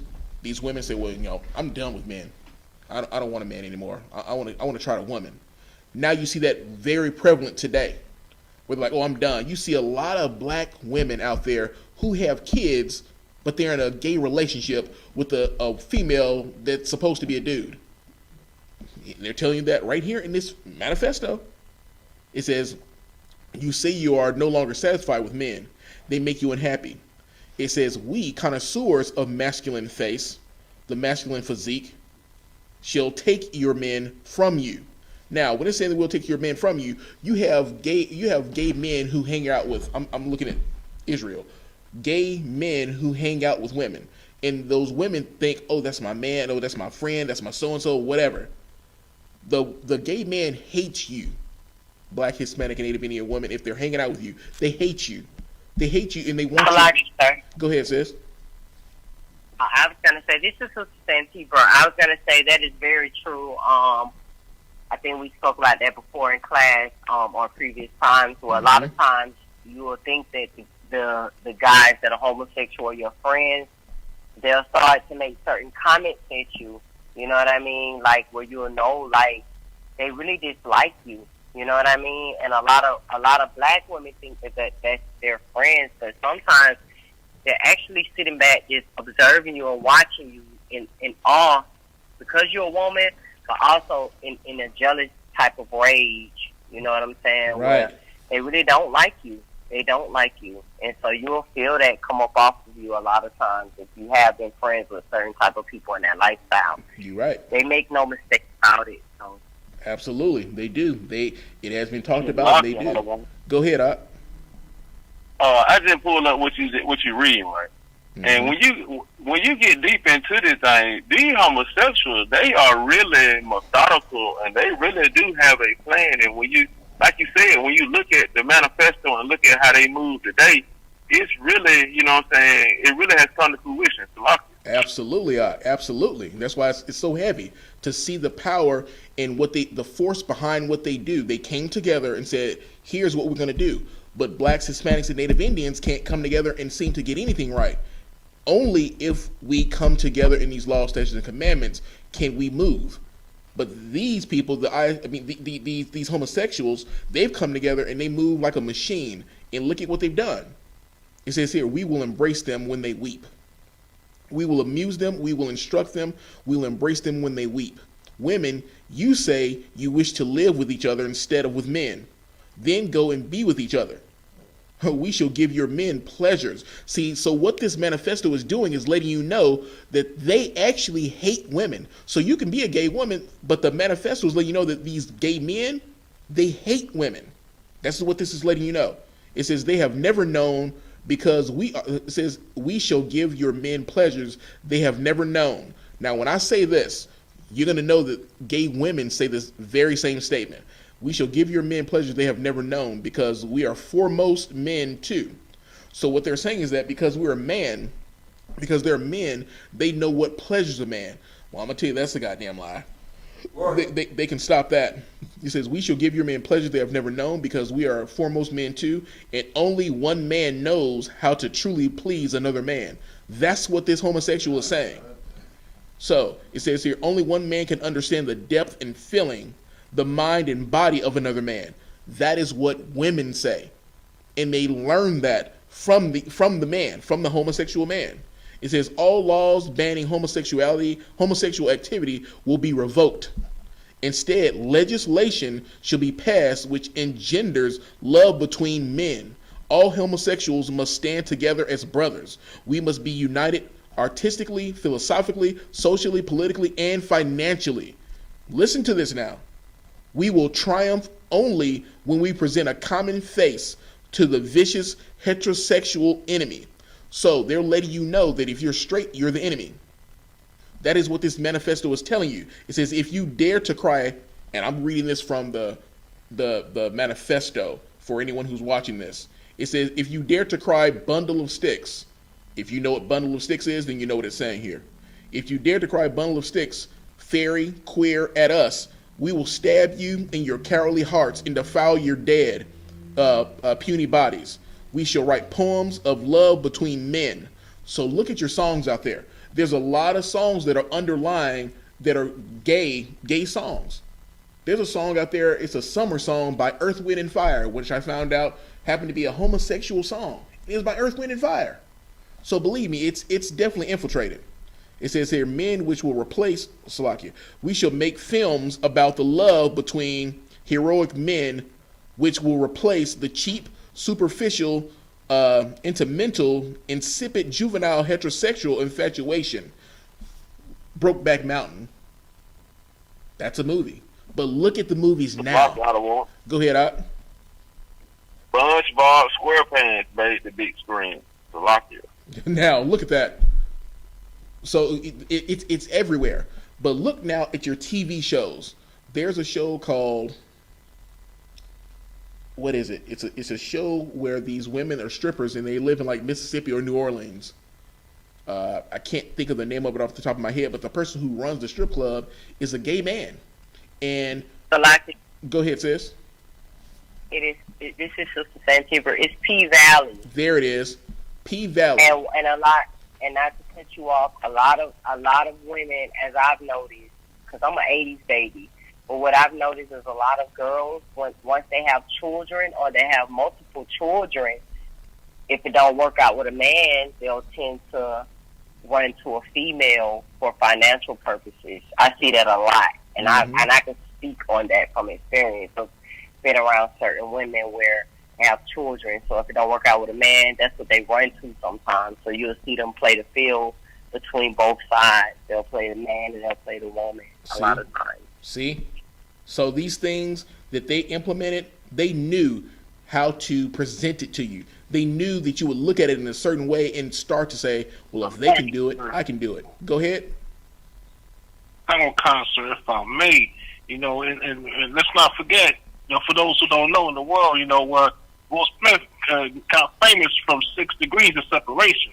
And he turned out, saw himself, and he could tell him and his woman, he's a beta male, or what they say, a cuck, right?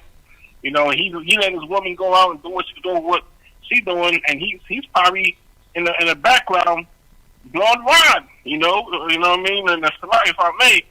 Just saw a film the other day called Ava on Netflix, and it was like a strip club type dance party, kind of like a soul plane thing or a soul train. And there's either my girl dancing, and they pan the camera back. There's a brother, a black man dancing from leather, like a strip club, and he's on top of the little dance area, and he's dancing. I'm like, yo, and it's everywhere. You know what I mean? It's lucky. Absolutely. And you know what you're saying with that Will Smith and that 6 Degrees, that movie that he did, he was told by another actor, Denzel Washington, not to do that, not to play in a role that portrayed him that way. But guess what happened? Once he did that, he crossed that line. He paid that toll. And now look at him. He's one of the biggest black male movie stars out there because what he did was he opened himself up to that. So he's one of those gatekeepers. It says here, we shall, as I continue in here, we shall write poems of love between men. We shall stage plays in which man openly caresses man. Well, these plays that he's talking about, look at the plays with Tyler Perry. Before Tyler Perry was making movies, he was making plays. That's what he was doing. And it was all these men that he would have in these movies doing who knows what, but he's supporting it. It says, in which man openly caresses man. We shall make films about the love between heroic men, which will replace cheap, I already went through this right here. It says, we shall sculpt statues of beautiful young men, of bold athletes, which will be placed in your parks, your squares, your plazas. Tell me you don't see these things now. Tell me you don't see these things today. Go ahead, Ot. This manifesto, this gay revolutionary manifesto that you reading about right now, you know what I'm saying, it's heavy because, like on last night, we were talking about that little boy, you know what I'm saying, that little pink boy. Right. You know what I'm saying, that with the pink cowboy stuff. We were talking about him and how he wanted to go down that old town road back to Sodom and Gomorrah, right? That's right. But when hearing that song and having hindsight 2020, reading this article that you're bringing out right now, you know what I'm saying, it begs to ask, you know what I'm saying, how deep do it have to be for, you know what I'm saying, our so-called black leaders to realize that we have been truly hoodwinked and bamboozled, you know what I'm saying? We have been sold a bad bill of goods with the doctrine of Christianity because the Christian church, you know what I'm saying, an offshoot of the Roman Catholic Church, you know what I'm saying, has been pushing homosexuality since we've been, you know what I'm saying, in chains and on ships, you know what I'm saying, going across the water back and forth in the slave trade. So, you're exactly right. Christianity is definitely a major part of the blame of this right here, because that agenda, this manifesto, has been implemented into your Christian church as well. Now, as I continue here, it says the museums of the world will be filled only with paintings of graceful naked lads. You've seen this. It says our writers and artists will make love between men fashionable and rigor. So here's the thing. They are putting this in movies. You're seeing it today, where it ain't nothing for two dudes to start getting it on in a movie. It says we will succeed because we are adept at setting styles. We will eliminate heterosexual liaisons through usage of redeeming the rainbow. Let me say that again. We will succeed because we are adept at setting styles. So whatever they put out there, it becomes a trend, and people go and they do it. That's what they do. And guess who follows the trend? Guess who tries to also be trendsetters, but when they see something done, they hop on it and they try to do it better than everyone else. That's us. We do that. It says redeeming the rainbow. 203 devices of wit and ridicule, devices which we are skilled in employing. It says here, we will unmask the powerful homosexuals who masquerade as heterosexuals. You will be shocked and frightened when you find out that your presidents, that your sons. Go ahead. If we could, you know what I'm saying? I know we got short for time, but you skipped over a part that is really heavy. It say we will redeem the rainbow. Oh, so like that goes all the way back to Noah. You know what I'm saying? So in turn, the Roman Catholic Church having all the records of Earth. You know what I'm saying? They know that the Most High flooded this earth because of, homosexuality, bestiality, interracial marriages, and all the abominations that the Most High told us not to commit.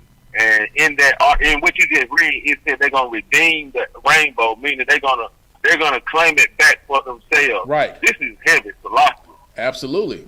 And I shouldn't have. I stopped on it.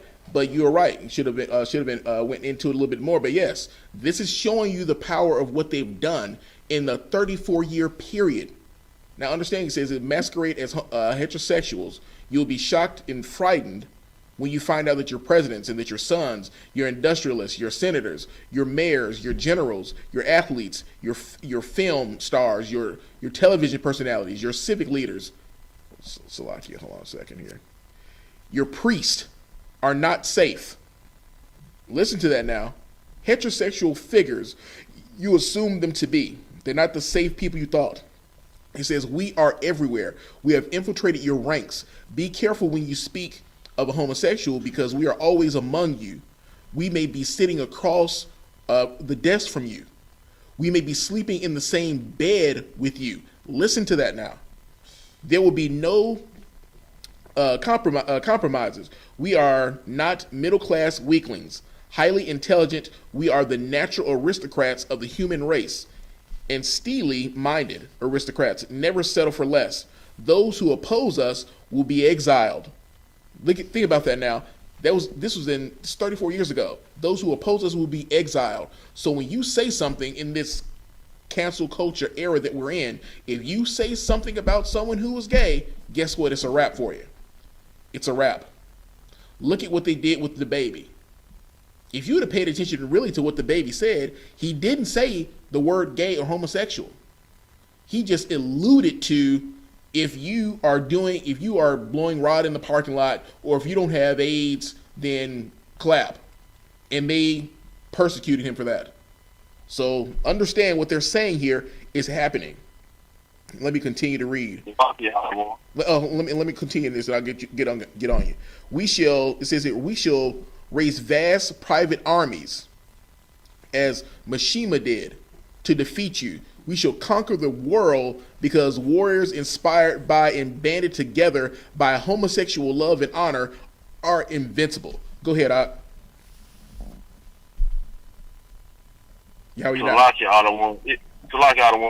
Water, if I may. It said we shall conquer the world. Wait a minute. Hold on, Salakia.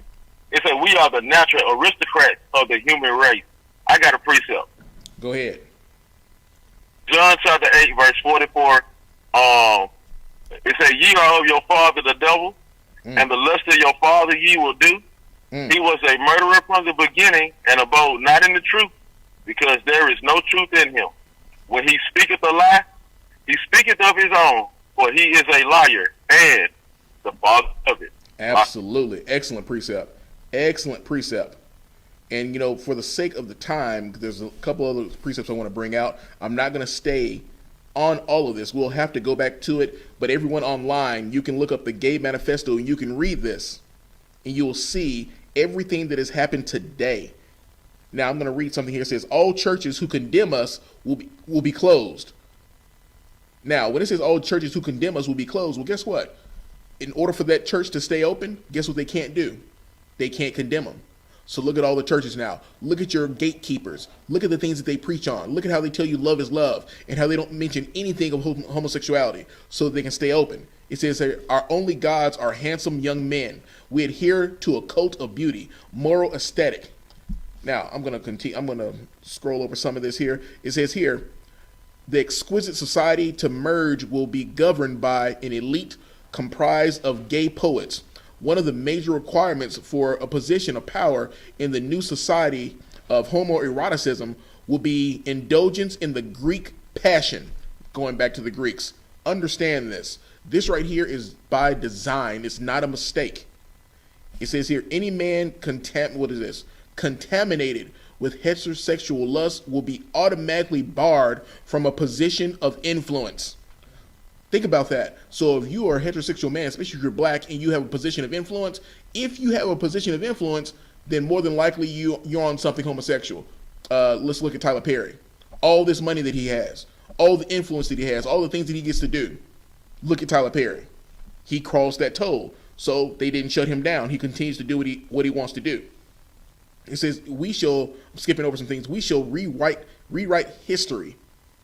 Now, who changed the truth of God into a lie? It says history filled and debased with your heterosexual lies and distortions. We shall portray the homosexuality of the great leaders and thinkers who have shaped the world. We will demonstrate that homosexuality and intelligence and imagination are inextricably, linked to homosexuality. And it's a requirement for true nobility, true beauty in a man. I mean, this thing is absolutely disgusting. It says, we are capable of firing guns and manning the barricades of the ultimate revolution. Tremble, heterosexual swine, when we appear before you without our mask. Think about that. Think about what it is that they're saying. They're putting threats out and letting you know that we're everywhere. They're letting you know that they can do whatever it is that they want. This article was written in 1987. The Gay Manifesto. Like I said, I skimmed over a lot of things for the sake of time, but go back and you read this and look at what has happened today and tell me that it's not happening. Now, it's much deeper than that. It can definitely go further down that rabbit hole with that. I won't take it any further with that this evening, but I am going to give us a couple more precepts. That's a lot. Go ahead, Isaiah. The water, real quick, sir. I want to use the book of Job, regarding the aristocrats that run things. Book of Job, the world is given to the hand of the wicked. Oh, absolutely. Yeah, we used that one earlier, but sure, it definitely applies to this. Absolutely. Trooper Carwan, give me Genesis 1:27. Welcome to the show.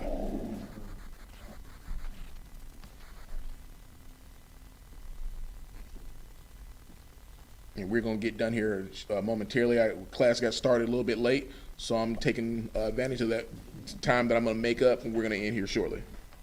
The book of Genesis, chapter 1, verse 27. So God created man in his own image. In the image of God created he him. Male and female created he them. Now, when you look at that, he created male and female. He didn't create male and male or female and female. He created two genders, two sex, if you will. He didn't create 72 genders like how they say it's out there. So we understand as I continue to bring these precepts out, who turned the truth of God into a lie. Read Genesis 2:22 for me, Baba Kashah. The book of Genesis, chapter 2, verse 22. The book of Genesis, chapter 2, verse 22. And the rib which the Lord God had taken from man, made he a woman, and brought her unto the man. Now, of course, there's a deeper precept. There's a deeper breakdown in this, but for the sake of time, I'm just going to share with you. He didn't take the rib from Adam and make a man and bring back to Adam a man. He took the rib from Adam and made a woman and brought the woman back to Adam. Now, not his actual rib. Like I said, I won't go into that precept, but I'm giving you the premise to understand what he made of man and woman in that union. So as we're getting ready to close out, get me Malachi 3 and 6, Barbecue Shaw.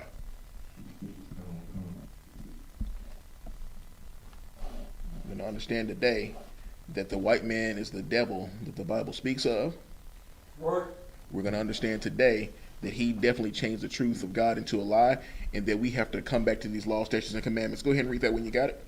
The book of Malachi, chapter 3, verse 6.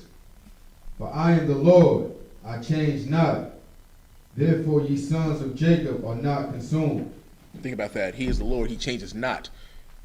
Therefore the sons of Jacob are not consumed. Because if he changed, we would be consumed because of following these homosexuals, because of indulging in this abomination.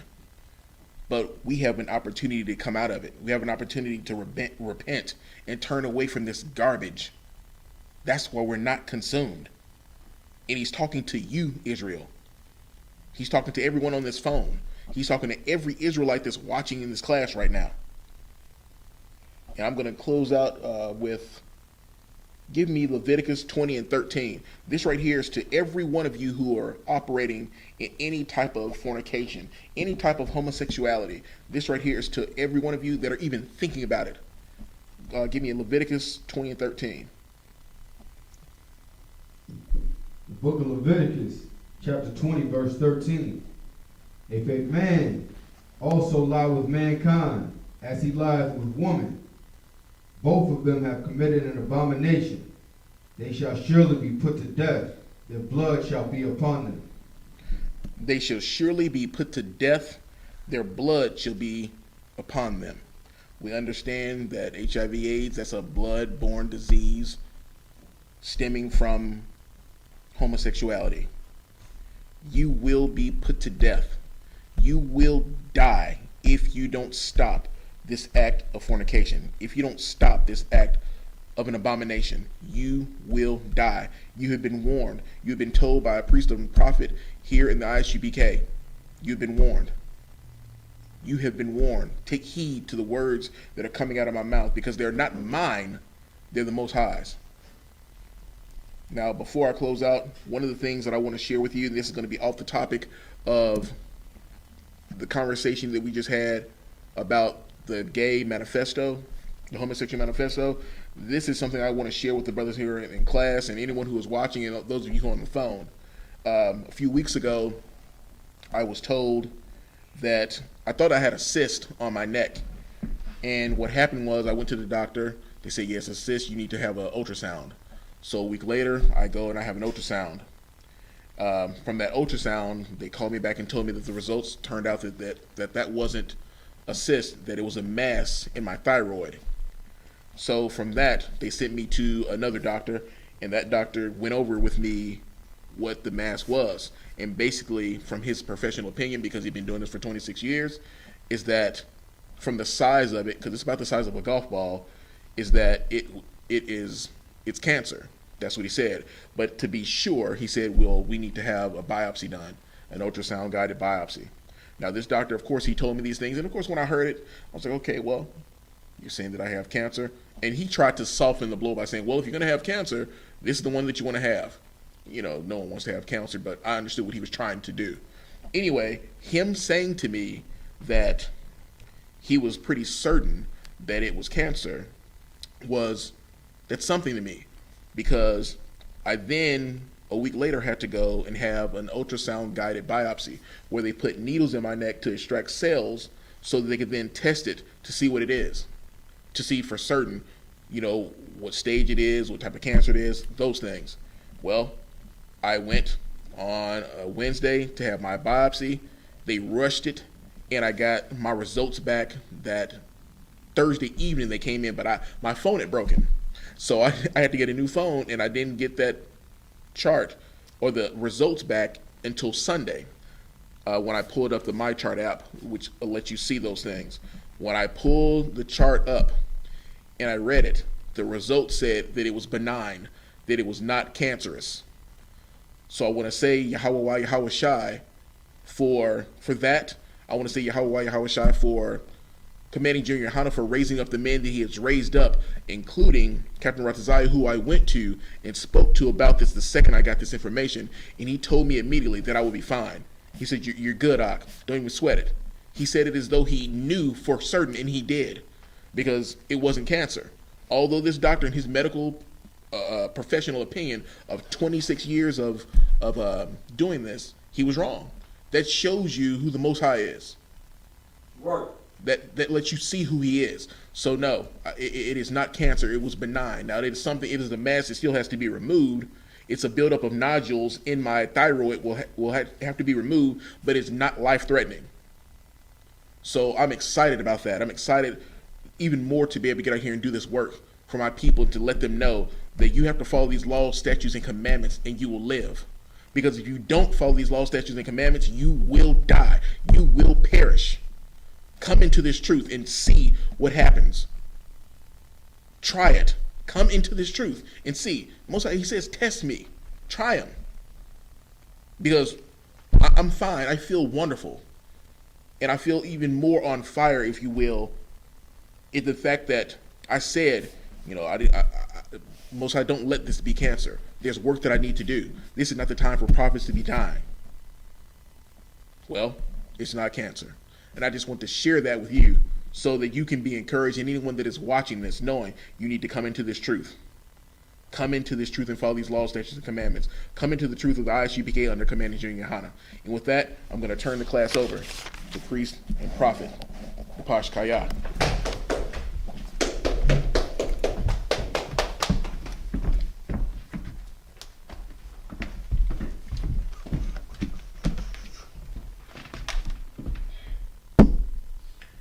Shalom, this is the I.S.U.K security announcements.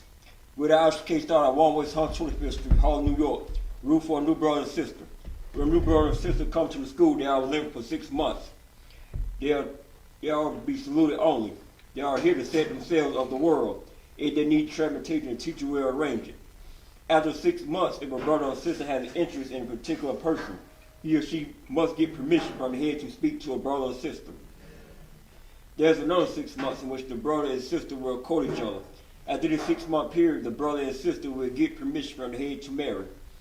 Tithes, which is a commandment, the book of Numbers, chapter 18, verse 21, and the book of Malachi, chapter 3, verse 8 to 10. I.S.U.P.K, meaning tenth in the Hebrew. 10% of every penny of any increase the Lord gives you. Give to the treasury department or teacher. Priest fund. Free will offer for a priest, not mandatory. Whatsoever amount you like to give. The next holy convocation is the Feast of Hanukkah in dedication. It's going to be the space of 8 days, starting from Sunday, November 28th sundown. You also can find in the book of 1 Maccabees, chapter 4, verse 52, verse 61. Remind Akim and Akwas to check the bulletin board in the hallway where you need school business sitting right over here. If anyone wants to be a trooper in the school, start wearing all black, boots, shirt, pant, headband, and scarf. With that, give a curse salute. Ben Israel, I might him. Sabat, I might him. Barak, Yahweh Bashim Yahshua Barakatham. Yahweh Bashim Yahshua Barakatham. While I say it to you in Hebrew, I'm going to translate in English. May the Most High, in the name of Christ, bless you. Yat Matap. Mean hands down, and got 2 sisters on the line. Give a curse salute to them. Men Israel, a mighty Sabat, a mighty Barak, Yah Shema After Bashim Yahushua. What we just said to the sister, may the Most High watch over you in the name of Christ. Yat Matap, mean hands down, class dismissed.